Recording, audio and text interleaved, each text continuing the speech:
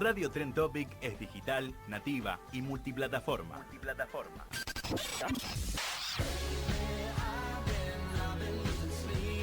Escuchanos on demand o en vivo, donde y cuando vos quieras.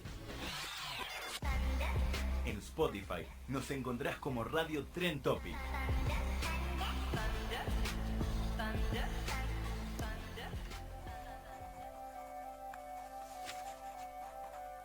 Flor, abeja, lágrima, pan, tu voz. Letras, letras. La noche, letras. Noche de letras.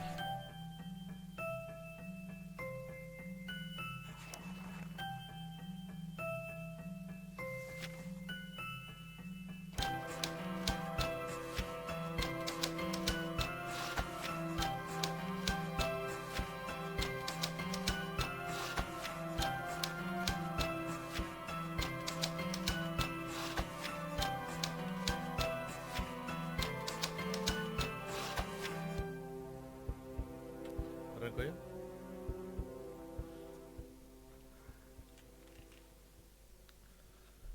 La revolución de los signos. En noches alunadas, las vocales le rascan el tedio a las palabras. Los grillos se fugan de los prados y, como siempre, un trasnochado bardo hará del amor una letanía. Los políticos crearán una maniobra dilatoria. Las últimas princesas pensarán en la promesa de la rana y al astro lo irán a barrer los cometas. En rebelión las consonantes escribirán versos inteligibles. Harán causa común con los emoticons. Carita, carita, luna. Los lingüistas emitirán sentencias y en la esquina del mundo el tiempo se mide en colores. ¿Cuál es el tono para el otoño? Además habrán ofertas especiales para vuelos espectaculares, pero ninguna ave migratoria necesita visa, y las ballenas regresan del polo cada ciclo y no ven los mapas con trazos de colores. El recorrido por la causa humana deshila banderas. El arco iris protesta al compás del invierno. Dos en una plaza son multitud, vos y yo. Levantar las manos a la esperanza y con la complicidad de todas las letras para escribir la palabra mucho de todo lo bello. Gracias.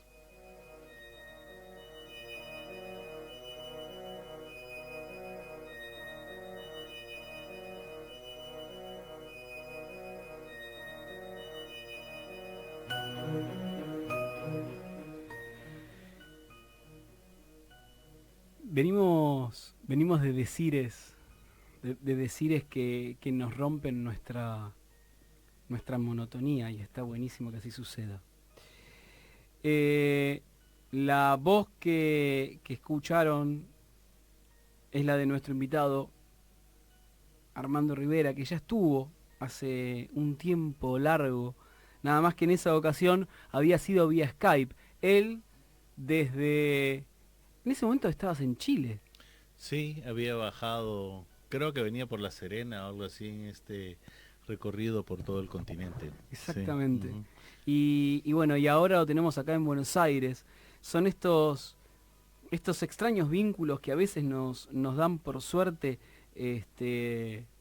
nos da por suerte Internet, nos da por suerte Facebook. Y la realidad es que desde que estás en Buenos Aires, por suerte nos cruzamos ya un par de veces, la poesía nos fue encontrando, ¿no? Exactamente. Y bueno, y Armando fue uno de los que no solamente le dio vida a intimidades poéticas hace un par de sábados atrás, en el espacio de la trama, espacio de creatividad, donde nos pudimos dar el gustazo de tener un ciclo de 5 horas y media. ¿No? Qué lujo, te das cuenta, o sea, a mí me encanta, de verdad. Creo que Buenos Aires tiene toda esa magnificencia, ese carácter tan especial. Y finalmente una poesía con contenido, una poesía que está proyectando lo mejor de la causa humana. No es un acto banal, Igual la ciudad es grande y te puede dar público para todo, Totalmente. pero llenar 5 horas de poesía con una propuesta que va más allá de la propia nariz o de lo superfluo, sí, me parece maravilloso. Gracias por haberme invitado, fue maravilloso. No, y la verdad. aparte lo que tiene esta posibilidad, digo, los que están de otro lado también, ¿no? Pueden estar viendo esto, aparte de escucharlo por Radio Tren Topic, lo pueden estar viendo por la fanpage de Noche de Letras Radio o mismo por mi propio perfil. Así que ahí también tenés como para compartirlo en mi propio perfil. Y creo que tenés un mensaje hasta privado por ahí dando vueltas. Mira nomás. Este, Mira nomás, era yo. era usted. Y digo, y esta posibilidad de poder estar haciendo un ciclo y de compartirlo con gente que le pone el cuerpo a las letras, y eso está buenísimo. Que las letras no sean simplemente eso. Que las letras no sean simplemente letras, que sea el poner el cuerpo ahí y trabajarlo desde ese espacio. Sí, buscar la causa de la dignidad.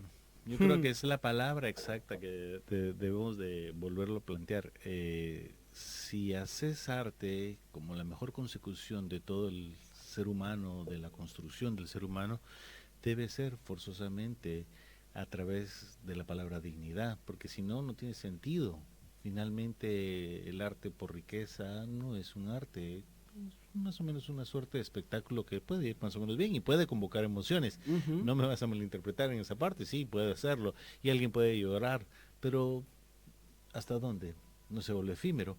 Ahí van y suben cantantes como pompas de jabón y se acaban, ¿no? Ahí van poetas y se acaban, ¿sí? Y ahí miras toda la suerte de la discografía a nivel latinoamericano de esos cantantes que van 2, 3 años, 10 años de moda y después completamente afuera, ¿no?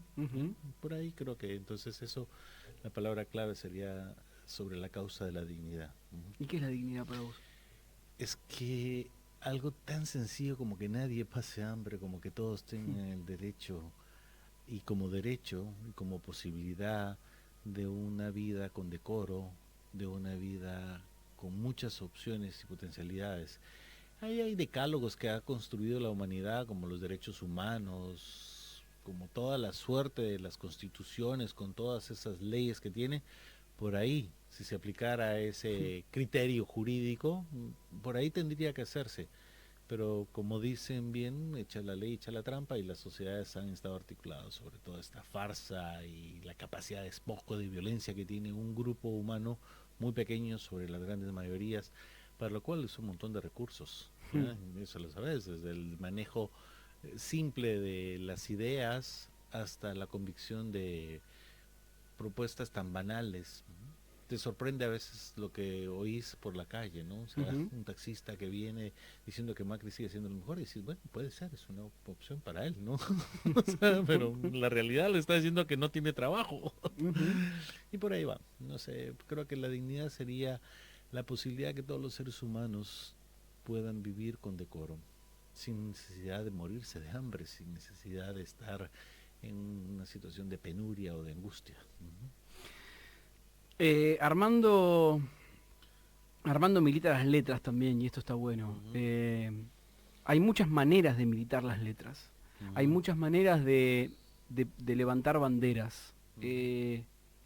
Y básicamente una, y quizás para mí una de las más importantes, es hacerla con la cabeza levantada, con los ojos al frente y con el pecho bastante ancho. Armando viene de un país en donde la tradición histórica, y no hablo simplemente de la tradición histórica que hubo en Guatemala con su premio Nobel de literatura, sino estoy hablando también de la confabulación que hicimos históricamente en todo el continente, porque en realidad a ese premio Nobel que vos lo vas a presentar, poco sabemos. Poco. ¿No? Y es importante, te puedo contar eso.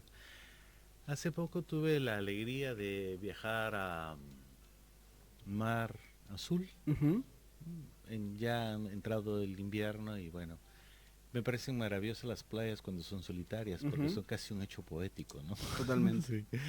Y bueno, fuimos a uno de los pueblos cercanos y había una librería un poco de culto, se puede decir, no recuerdo el nombre ahorita. Y le dije a alguien, me gustaría regalarte un libro. Y sí, efectivamente, y fui y pregunté por un premio Nobel de hace 50 años. ¿Su nombre? Miguel Ángel Asturias, el premio Nobel de Literatura. Ujú. En ese contexto le pregunté a la librera y efectivamente tenía libros y un libro muy particular que me gusta, que es Hombres de Maíz, que gira en torno a la cosmovisión, y creo que es una de las primeras novelas que hace Miguel Ángel Asturias en defensa de la naturaleza. Pues es una novela de 1948, me parece, 49. eh, la expansión de lo que ahora hace Monsanto y la soja y estos miles de hectáreas de cultivo, y en detrimento del bosque, de la biodiversidad. Miguel Ángel Asturias lo plantea en Hombres de Maíz, en una novela del 48. O sea, es un hombre que empieza a vislumbrar lo que va a pasar. El conflicto allá se resuelve en una suerte de protestas. El personaje principal, que es Gaspar Hilón, se insurrecciona, se opone a que quemen el bosque, contra los maiceros. El maíz es de bendición y es para comer, el maíz no es para comerciar. Ah, es una novela muy interesante porque incluso los críticos, cuando apareció, la desdeñaron porque es una novela esférica. O sea, no entra en una linealidad, presentación, nudo, desenlace, sino todo lo contrario. Desde cualquier capítulo que lo entres, el último, y después lees el segundo, después el tercero, y en cualquier orden que le busques, finalmente cuando terminas de ver los 6 capítulos, me parece que son, entendés que es una novela en defensa de la naturaleza. Y bueno, eso es como un antecedente a lo que Cortázar después hace en Rayuela.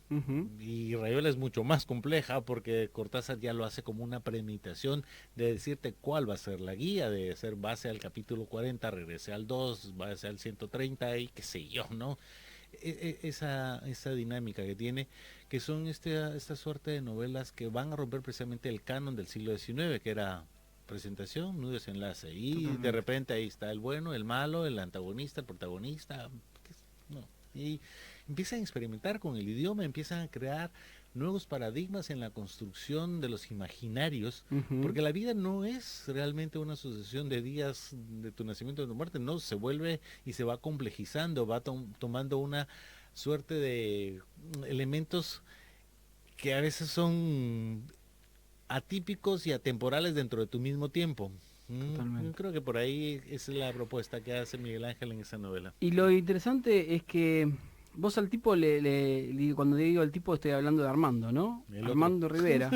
Vos le tirás algo y él en vez de hablar de su obra, te habla de la obra, y me parece bárbaro, de Miguel Ángel Asturias.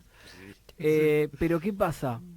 Digo, acaba de definir un perfil de Miguel Ángel Asturias, uno de los de Miguel Ángel.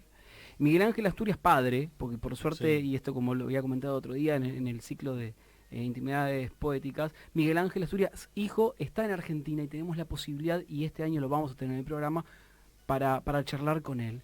Pero digo, tenía riqueza Miguel Ángel Asturias padre, el ganador del Premio Nobel de Literatura, que permite poder navegar, buscar, estar, investigarlo, desmenuzarlo literariamente, pero aparte también tenía una consistencia política, una militancia política, que eso es lo que en realidad a Miguel Ángel Asturias padre lo lleva a pertenecer a las hojas que están en la sombra de la historia literaria de nuestro continente, ¿no? Sí. Y a su vez, y lo que quiero decir, porque si no el tipo este que está, Armando Rivera, que está acá con nosotros, no lo va a decir nunca, es que él hizo un trabajo de reconstrucción que tiene que ver con un volver a traer a ese personaje que su país supo archivar, que ni siquiera, creo que al día de hoy sigue sin tener una calle, ¿no? Sigue sin tener una calle, por lo menos al final de cuentas, en un acto muy extraño. El Centro Cultural, el Teatro Nacional, que es un centro cultural porque tiene 2 superteatros y una serie de eventos tiene su nombre, Centro Bien. Cultural Miguel Ángel Asturias. Pero hasta ahí. Hasta y, ahí. y en la memoria colectiva del pueblo no existe. O en una parte media ilustrada de la izquierda a veces lo tratan como ese vendido y la derecha pues lo va a denostar, ese comunista aquí y allá. Es un hombre realmente que es muy vilipendiado en el país y uno se queda así.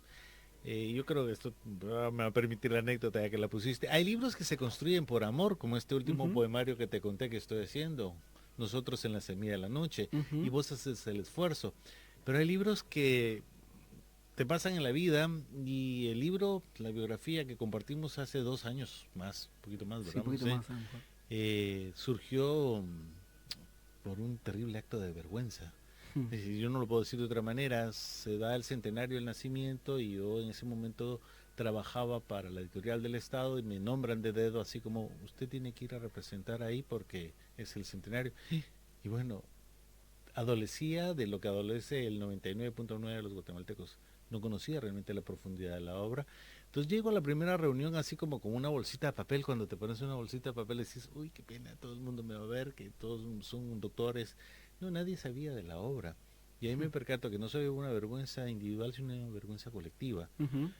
Y a partir de eso es que me pongo a estudiar furiosa, rabiosamente, así, mira, todas las noches, toda la obra, todas las entrevistas, todo lo demás. Y me quedo pensando, ¿cómo resuelvo esto para que la gente lo conozca? ¿Y cómo fue? Finalmente terminé construyendo este cómic, que es una suerte de estampas de vida. Y, o sea, del nacimiento hasta la muerte, atravesado por los hechos políticos del siglo XX, ese siglo tan bastardo de la utopía al final de cuentas, y la consecución de cómo va creando su obra. Y por ahí le terminé vendiendo los derechos a una transnacional de libro y los está haciendo caminar un poco lentos. Por algo será, ¿no? Pero lo interesante de esto es el trabajo, es como porque así en estos minutos de programa que llevamos, digo, de alguna manera estuvimos hablando de literatura, estuvimos hablando de identidad, estuvimos hablando de política, estuvimos hablando de reconstrucción histórica, de dignidad. Las entrevistas, creo que con alguien, con cualquier personaje deberían durar 3-4 horas para poder entender un pequeño cuarto, si es que de su vida, si es que queremos conocer. Pero lo que en realidad nos enseña de la vida de la gente son los matices, ¿no? Y poder ver estos pequeños matices y pinceladas son las que nos definen a Armando Rivera. Que por suerte es un compañero con el cual estamos atravesando un muy lindo momento de compartir letras en distintos escenarios y eso está bárbaro. Sí. Y ya que estamos, ¿por qué no les lees algo más tuyo? Y bueno, voy a hacer una acotación y yo también quiero hacer ese énfasis. 128 programas se pueden decir como un número o una cifra, pero 128 programas al aire sostenidos, Leandro, es un ejercicio muy bueno sobre la expresión y la libertad de la palabra. Tenés un caudal y felicitaciones realmente por hacerlo y levantarte y cada martes llegar a decir puedo, aunque a veces puedo, te lo repreguntás y seguís adelante. Lo noté muy bien en el espacio de la trama, cuando compartimos ahí las afinidades y los vínculos que has venido creando. Y no solo a nivel argentino, o sea, igual que yo, sé que has trabajado con gente de Chile, sé que has trabajado con gente de México, con gente de Colombia, lo cual me parece magnífico, me parece realmente extraordinario, porque una de las identidades que se puede generar es a través del arte, de la expresión de la palabra, exactamente de la literatura, y para ser concisos, de la poesía. Y por ahí voy a compartir un pequeño texto entonces, muy pequeño, muy pequeño, de este libro. ¿Podría ser Nube de pájaros? ¿Puede ser Nube de pájaros, te parece? Me parece muy bien, yo te sigo. Solo que lo encuentre. Nube de pájaros.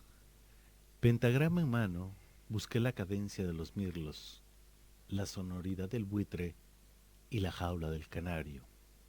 Me dijo, te compro un ojo, cuervo de nube ajena, y le guiñé otro párpado oscuro. Total, todos conocemos el significado de la palabra traición. Me pongo en modo off, el tercero es el culpable. Es la ruta fácil para escapistas. Hay un mensaje en recepción de Houdini. ¿Para quién es? Para volar necesitas precipicios y debo romper otra ley.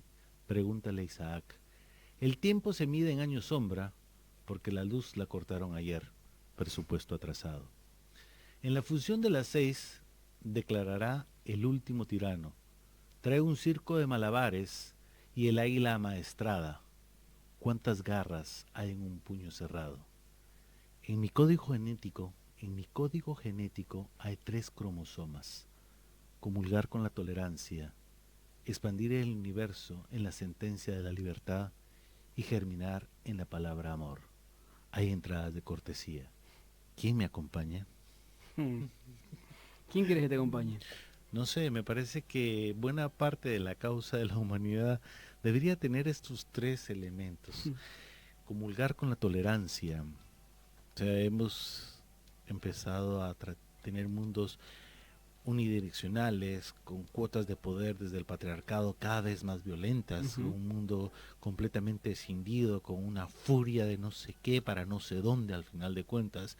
Miras a los chicos de 20, 30 años perseguidos por un afán consumista irracional. Entonces yo creo que por ahí tendría que ser la primera idea, sería empezar a manejar nuevos elementos de tolerancia hacia esas otredades. La segunda es la sentencia de la libertad. Otorgo los espacios para que el otro también sea.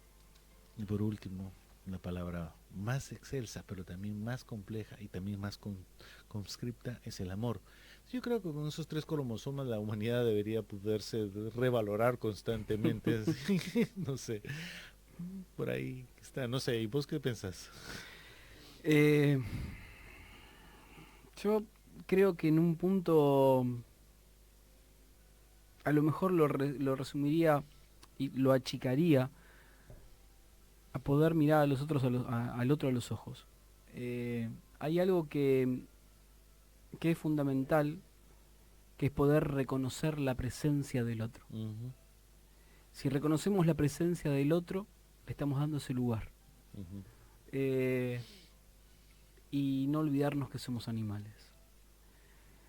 Subestimamos demasiado o estimamos demasiado de nuestra inteligencia y subestimamos demasiado nuestros impulsos, nuestras emociones,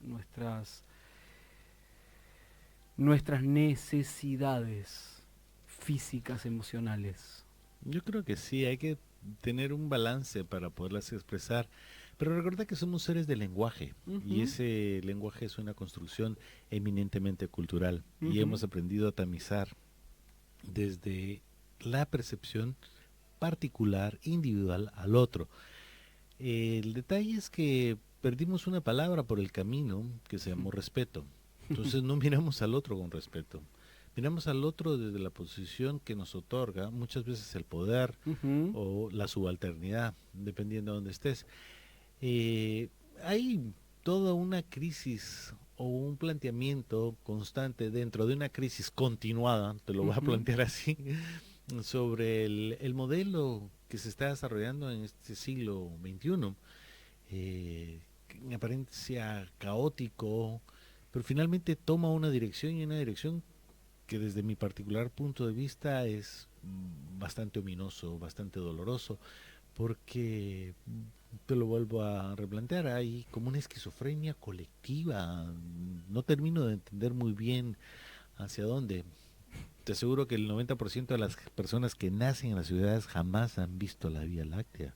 O sea, no han tenido el placer de ver las estrellas o meter los pies en un río, que son cosas tan sencillas, tan elementales, pero también que ahondan ese espíritu natural que estás abordando, esa relación instintiva básica sobre ese proceso de animalización que si querés que tengo, pero retornado en esa construcción propiamente cultural, o sea, tenés que regresar y revalorarte a partir de eso, y nunca vamos a poder dejar, menos mal, a pesar de todo lo que le sucede al idioma, como lo hablábamos fuera, el idioma, somos seres de lenguaje, y como el lenguaje tal construimos el mundo. Derrida dice, ¿Derrida es el que Sí, creo que dice? Sí. Ahora, hay algo que es interesante, pero lo que me parece que está bueno poder marcar es que es cierto que el mundo es una construcción, pero las emociones también. Y cuando a veces nos adentramos en la construcción lingüística, empezamos a separarnos de las emociones. Y es esta historia de que no somos pedacitos, somos como muchas partes que tienen que caminar casi a la par, no dejar a una atrás. Y quizás la ventaja que tiene la música por sobre la poesía es esto de poder atravesarnos y llevarnos casi tan solo tirándonos del hilito de la emoción. Sí. Y a dónde nos lleva ya es otro tema. Sí, yo creo que hay una elaboración muy hermosa en lo que acabas de hacer.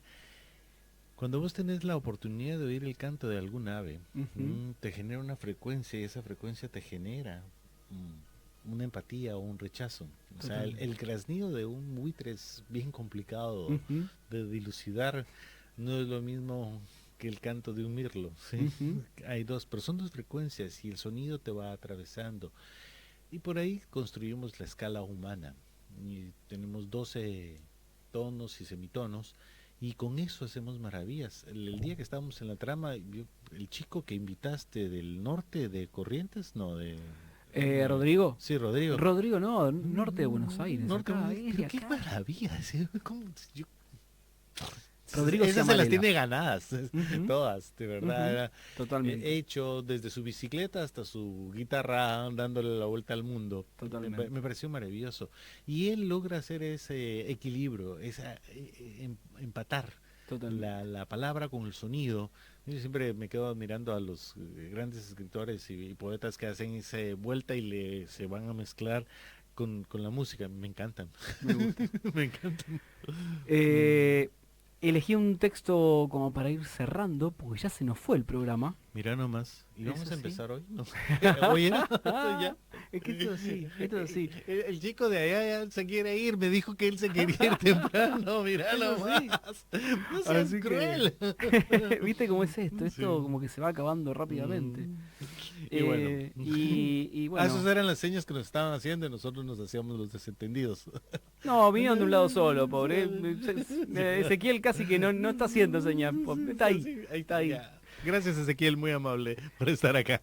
En los controles técnicos, Ezequiel Amarillo, a su lado.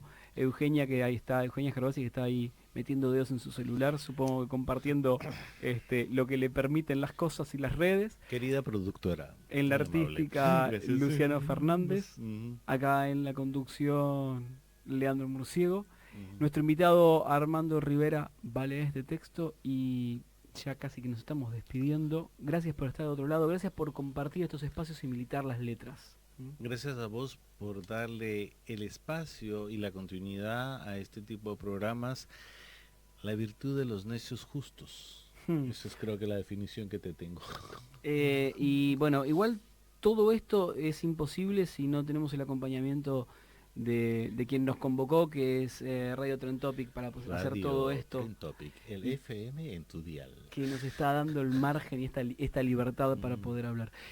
Y ya que estamos con agradecimientos, gracias por la convocatoria para el prólogo del nuevo viejo libro. El nuevo viejo libro. No, yo te lo voy a agradecer. Es un libro muy doloroso y lo vamos a comentar 30 segundos antes de que me lo hagan ver. Utopía tras el Farallón es un libro que se produjo hace 20 años.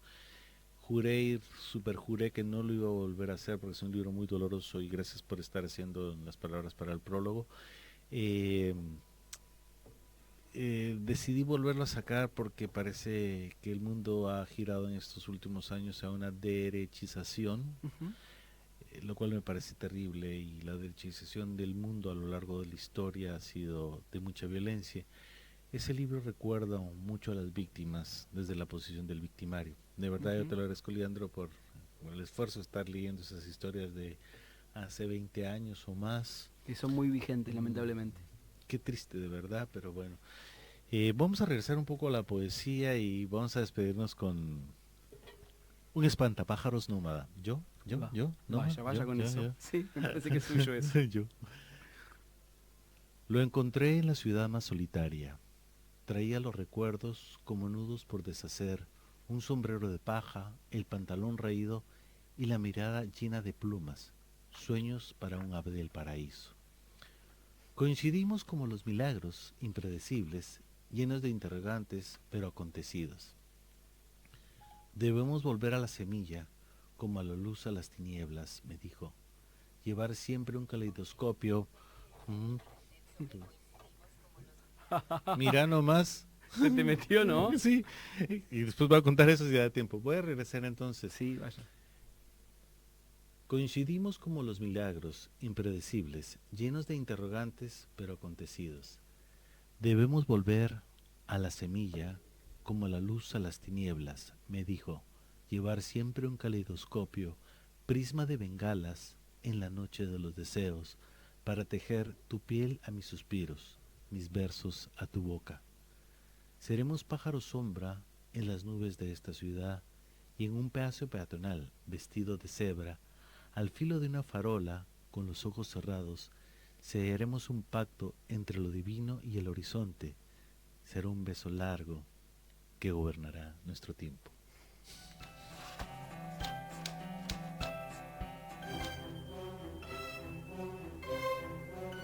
Dura lo que un viaje, 30 minutos, descargalo, escuchalo, Noche de Letras 2.0, otra entrada de literatura.